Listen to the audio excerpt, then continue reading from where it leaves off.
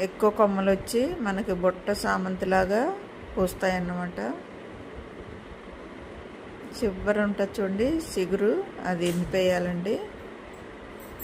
మళ్ళీ మనం అక్కడ నుండి కొమ్మలు వస్తాయి.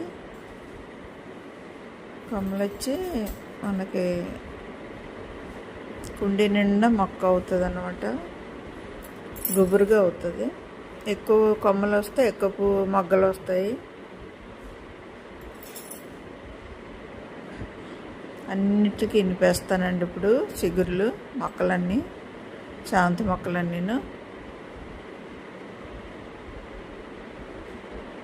నాటుకున్నాయి కాబట్టి ఇప్పుడు ఇనిపేసిన మనకి చిగుర్లు పర్వాలేదు. ఎరువులు ఇచ్చాం కాబట్టి కొమ్మలు చిగుర్లు వస్తాయి. మళ్ళీ